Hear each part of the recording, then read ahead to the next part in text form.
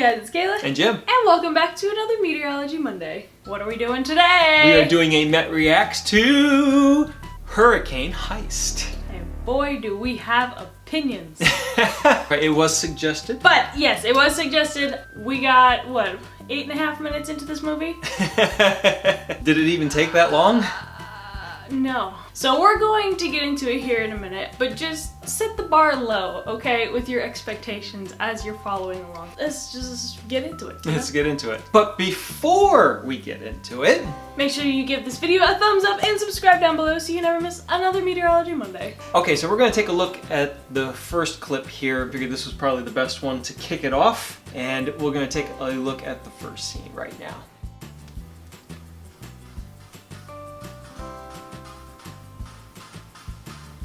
Oh my goodness. So that's right. That kind of reminds me, as we were doing the Hurricane Rita case study last week. Obviously this is on a much smaller scale, but again, the same thing.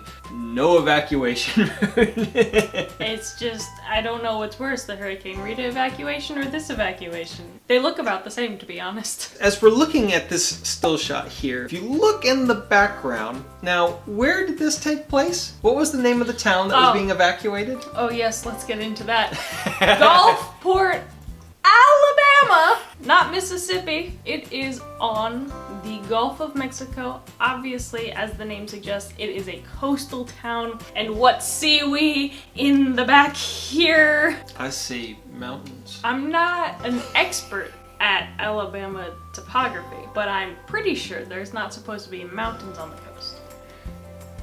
Yeah, I don't think so. Strike one, Hollywood! That's not even weather related. Alright, so the second scene, we start with the satellite hovering above the Earth, and we are looking down on what is called Tropical Storm Tammy at this point. Tropical Storm Tammy. And if you kind of notice the swirl... Let's look at it here for a second, okay? I'm not sure how much everybody knows about hurricanes, but I think most people can agree that they spin counterclockwise, right? I think that's pretty well known. Even if it's not. In the Northern Hemisphere, they spin counterclockwise. But even if it's not, looking at this image, would your mind immediately jump to hurricane? Because mine doesn't. It's a swirl. It's a swirl going in the wrong direction. Already, strike two. Strike two. And then we're gonna play it in here about 30 seconds. You're gonna see strikes 3, 4, 5, and 6. There we go. Tropical Storm Tammy in all of her glory. That's right. National Weather Service, Silver Springs, Maryland. Good job so far. There is one there. Of course, not sure if that's how the inside of it looks, but we'll give them the benefit of the doubt. I haven't seen an NWS that looks that modern yet, but... There's our hero meteorologist storm chaser communicating back with headquarters. I want to point out that he calls his hurricane chasing vehicle the Dominator. There is a storm chasing vehicle called the Dominator. There is. I don't know if that's a potential lawsuit. And this thing is built like a tank. It is. It's actually a very impressive storm chasing vehicle. They did a really good job with that. That's right. So here we are. He's communicating back.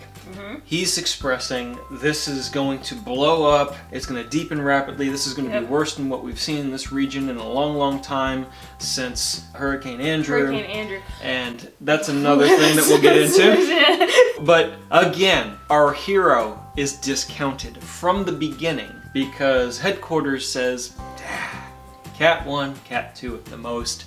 Nothing to see here, please move on. The typical trope of, oh, let's paint the meteorologist as the idiot because the big government officials say one thing and they're gonna say this other thing and oh, they can't possibly be right. Which leads me to another thing. Why would the National Weather Service in Silver Spring, Maryland be the one that the storm chaser is actually talking to when it comes to a tropical storm developing into a hurricane? Maryland, we're not talking to the NWS anywhere on the Gulf Coast. We're not talking to the National Hurricane Center in Miami, Florida. No, let's talk to DC because they have all the answers. On top of that, DC is the one up upgrading this tropical storm to a Cat 1? That's right. He says, we're looking to upgrade this to a Cat 1. It's like, you don't have the authority to upgrade it to a Cat 1. The National Hurricane Center is the government entity that is monitoring and reporting on these That things. is literally the entire job of the NHC, is to upgrade hurricanes and do these hurricane forecasts and stuff. You know what? Why does DC care? We could save a lot of money in the Department of Commerce. We can Okay. save a lot of money, right? I'm listening. Eliminate NHC. Yep. Eliminate the C-130s. Yep. The Gulf, the That's planes. right. We don't have the We don't need to hurricane take hunters either. measurements anymore. Nope. We don't need to do that. Just DC says, Yep. you know what? Looks like a Cat 1 to me. Because, wait a second, because their satellite was showing a pressure drop. That's right. Oh. Their satellite. I'm sorry, guys. It's just getting worse and worse the more we talk. She's got notes.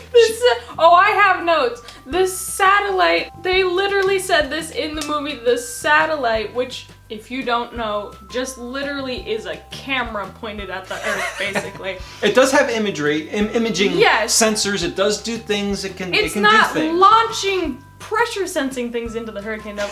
They said that the satellite is showing a pressure drop in the eye of this Cat 1 hurricane. The satellite ain't doing nothing. It's taking a picture of it at best. That's all like the instruments on the ground or the hurricane hunting planes. Another thing I would like to point out is that we paused the scene where they show all the screens in the National Weather Service, and they're like analyzing the hurricane, and they got a bunch of like techie things up. And then the one that they sit down to discuss is actually a video of a tornado. Yeah. It's a simulation of a tornado. It's a CGI tornado, and they're like, this hurricane, it's developing, it's like, we're looking at a simulated tornado on his screen. It's supposed to be like a live thing of the hurricane, and it's a CGI simulated tornado. What? They didn't even try. No. Okay, so we're gonna take a look at the opening. Going back of to the movie. beginning of the movie. So let's take a look at this. This is how it all sets up, right? Because our hero has to have a reason to do why he's doing what he's doing. Can't just be a meteorologist to be a meteorologist. So it starts in 1992 with a big hurricane, Hurricane Andrew. But we're not talking about Andrew when it hit Florida. We're talking about Andrew when it hit the Gulf Coast. Here we go. Gulfport, Alabama. That looks vicious. The year is right. So. Oh, and we got a falling tree, setting the stage for our very young hero to get his motivation. So we went from absolutely nothing to it's starting to really pick up here, Yep. and really getting darker. So meteorological wise, if that was how it was gonna go, you know, not bad. Okay, it looks like the clouds are going in the direction that the surface winds are going. True. Okay, now if it was a hurricane, I think it would be more A little rotating different. around. But let's say they're at a position where it's kind of Give 'em the rotating benefit in of like the doubt. that. All right, I think they did a decent job there. All right, Dad is setting things up. Boys, you're gonna stay here. I'm going up there. Can't just wait for it to pass. We have to get in the car. Okay, now there's some swirling happening. Okay. There's lots of swirling. The winds have really picked up.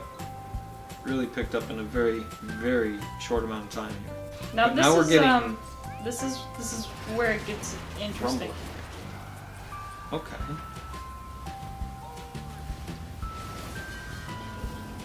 So now the winds have really picked up. I don't think this is a hurricane anymore.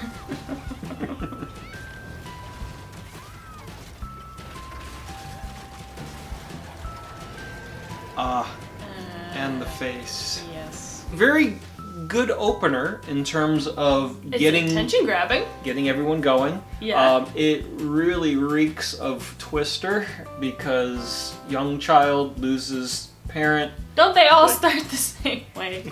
Tragedy, parent dies, something to do with weather. I mean, it's a good motivator. It's just been done in every single weather movie.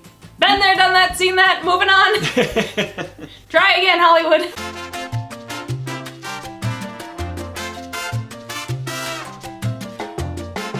Now we're at the part of the movie where they need that communication back at the facility, and so our hero meteorologist and the government agent there, they have to try to establish the communication again, or cut the communication. They have to cut Actually, it, they have to 'cause cut the they're- communication. Yeah, because they're trying to break into a vault and they need this line open, so we're trying to get rid of it. So they have to go to this part of town, and he's got to climb a tower. Climb a tower. And what was the wind speed that they said it was?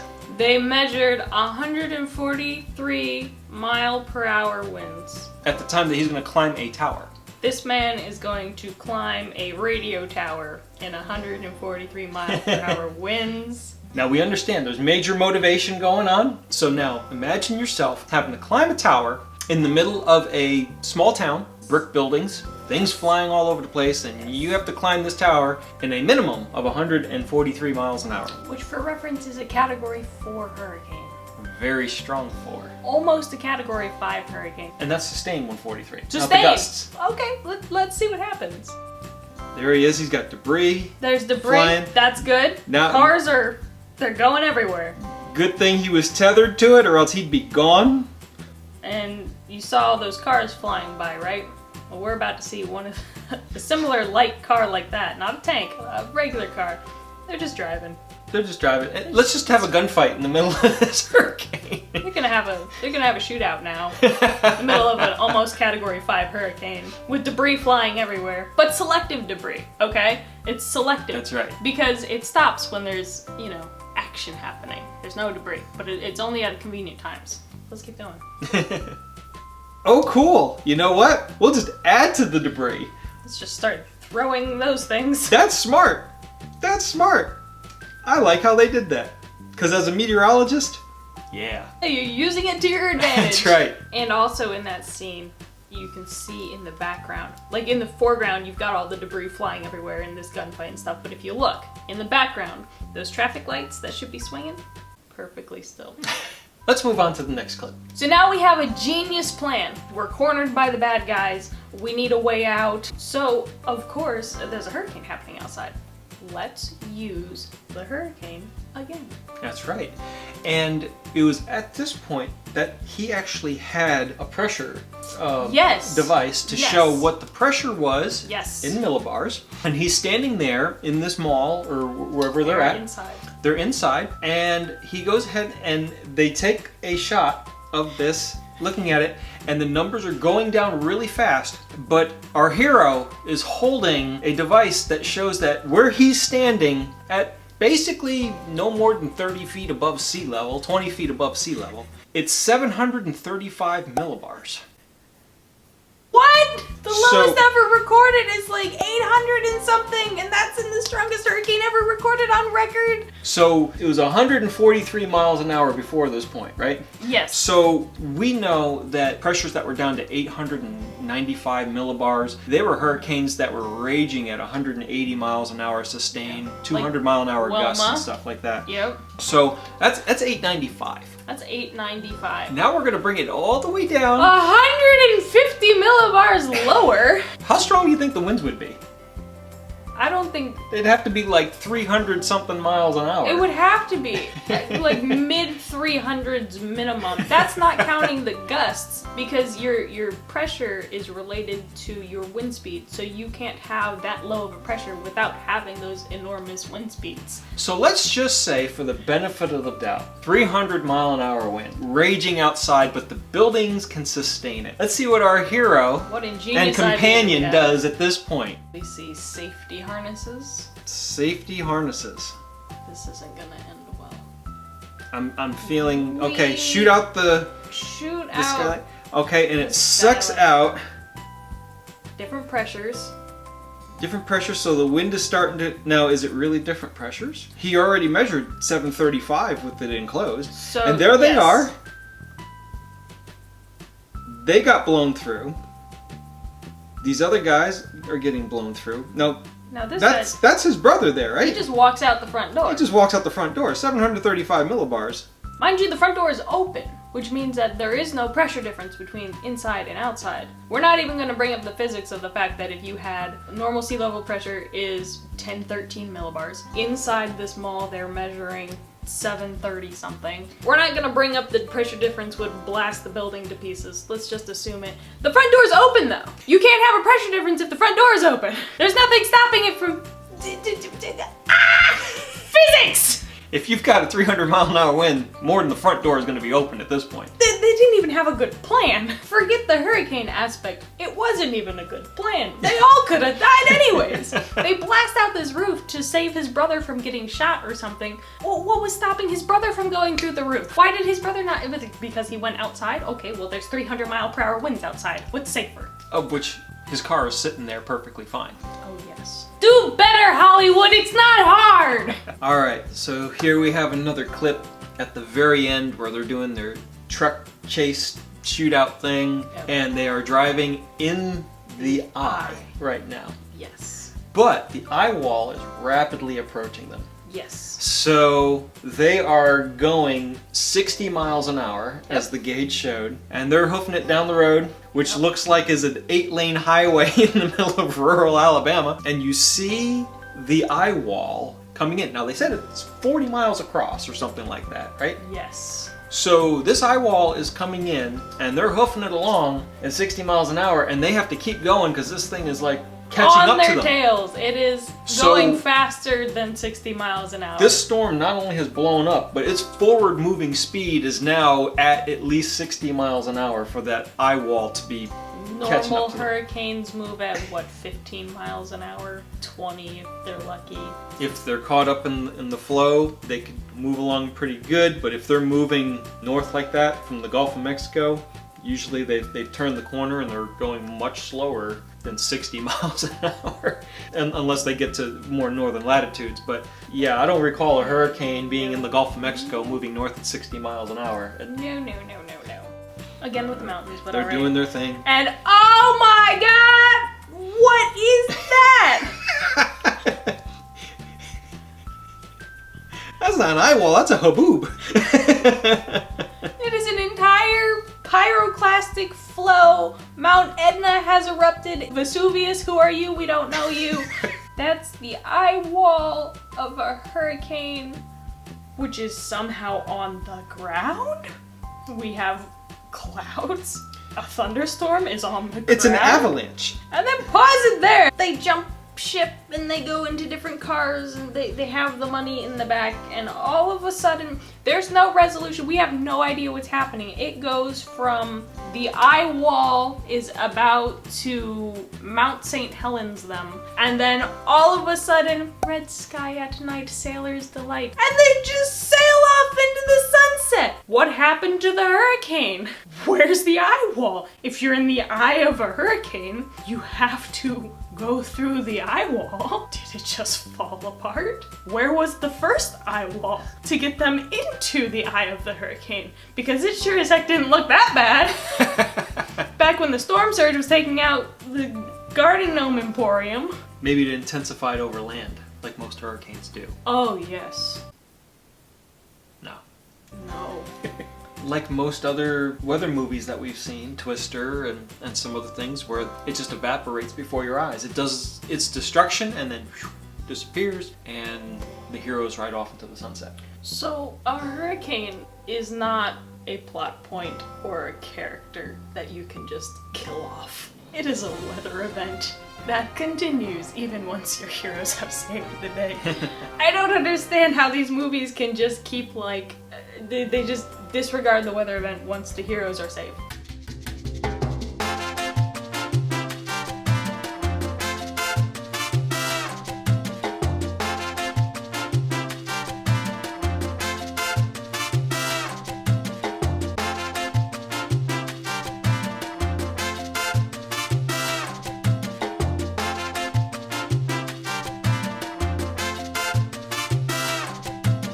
So there's a lot more that we could talk about in terms of the weather for this movie. We've got a long list. This video would be an hour long if we hit every single part, played every single video associated with it. So we'll just leave it at that. Let's roll into our assessment of it when it comes to how meteorologically accurate is it, and what is the entertainment value that it brings.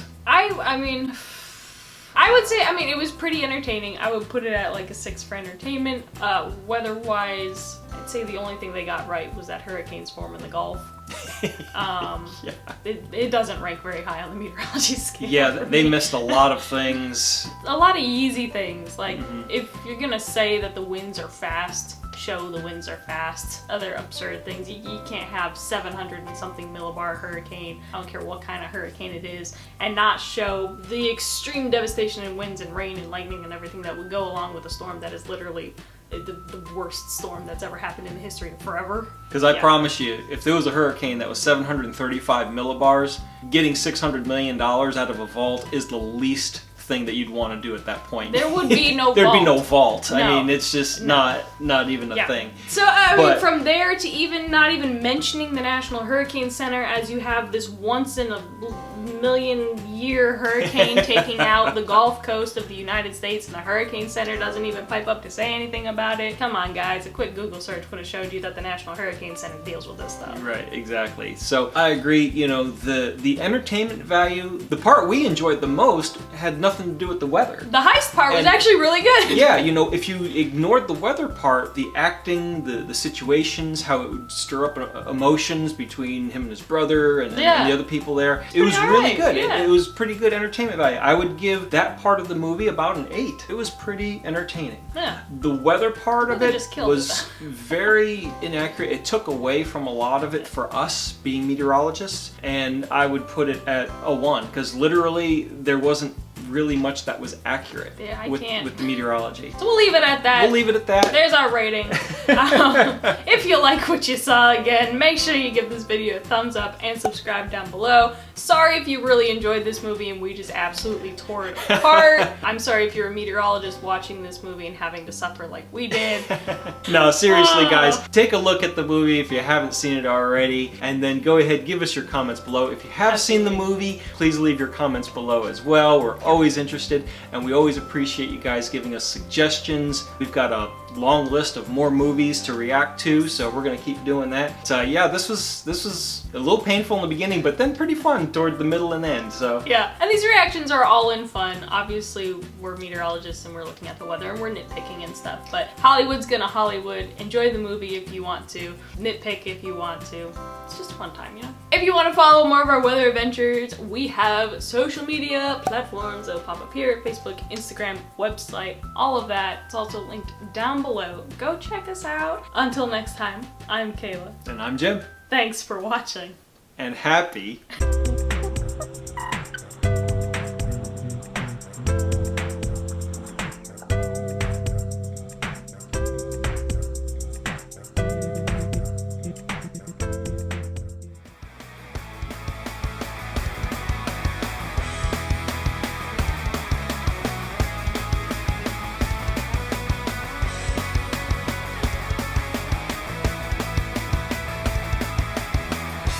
Try again, Hollywood. What?